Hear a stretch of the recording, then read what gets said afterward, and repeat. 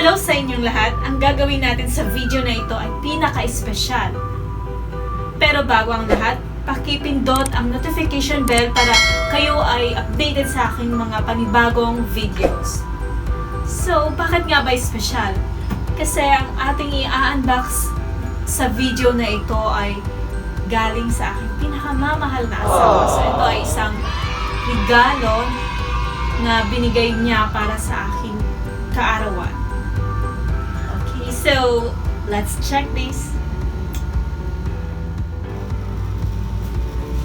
So, hello guys! So, ito na po yung special na regalo na galing sa aking asawa. So, ito yung regalo niya. So, let's open this one. Okay? So, ayan.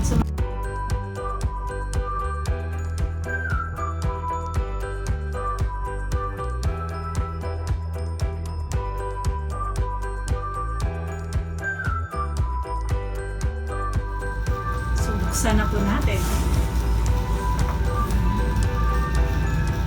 Okay.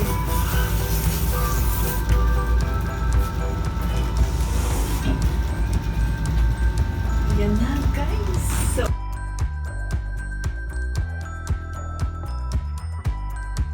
for that, ito yung detalye. So, nakalagay dito, MacBook Air 13 inches, 1.6 gigahertz, dual core 8 generation. So, 256 gigabytes. So, buksan na po natin ating regalo.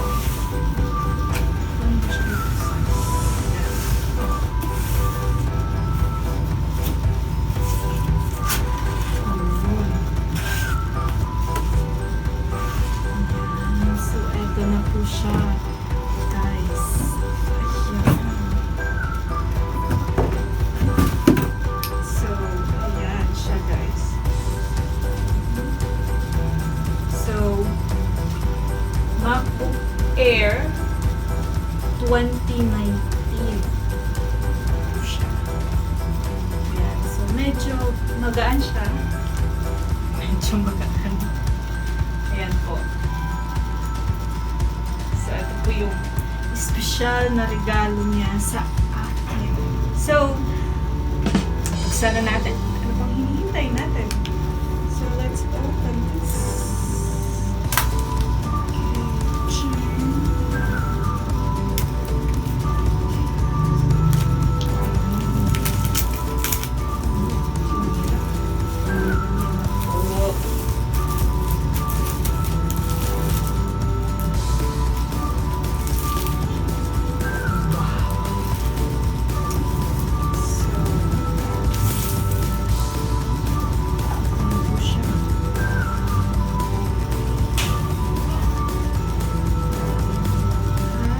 Ito na po ang laman niya.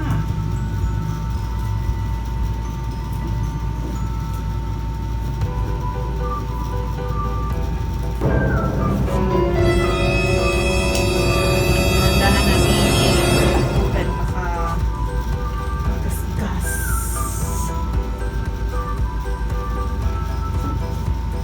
Tcharan! So, ayun na po siya, guys. Oh my gosh. Ayan na po siya. I'm so happy. I'm so very, very happy. Ayan, so nakakatuwa po makatanggap ng ganitong regalo. Ayan. So, natin. Ayan. So, MacBook Air 2019. So, ayan.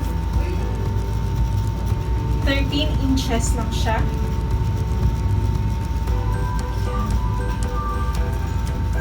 Okay. So, tanggalan na natin ang balot.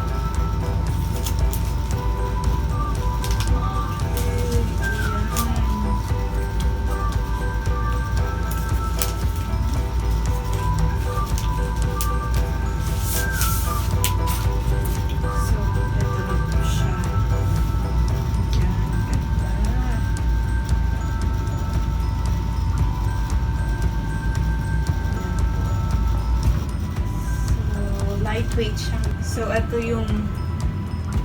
So, ayan. Typical na mga laptop. So, nandito yung cable. USB cable. And then, yung... Ano niya? Adapter. Ayan. So, ayan. So, ito yung cable. And ito yung adapter.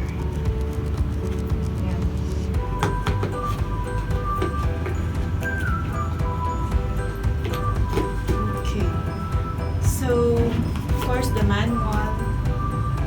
So, tignan na natin, guys. Ayan. So, ito po yung MacBook Air 2019. 13 inches. At yung color niya is gold. So, pinili ko yung gold. Ayan siya. Okay, ganda. Ayan.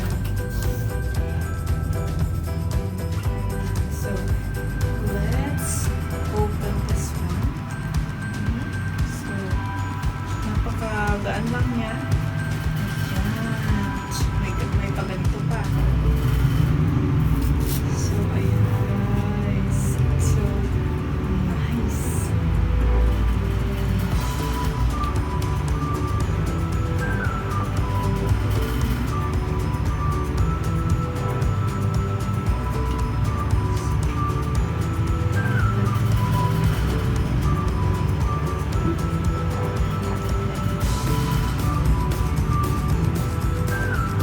Color niya is gold, pero yung pag titingnan mo talaga, parang rose gold yung color. So, parang katulad lang siya ng relo ko. Tsaka yung so parang hindi siya totally gold talaga. So, yung color niya para sa akin is parang siyang rose gold. So, ayan na siya. Okay. So, yung ang tawag mo?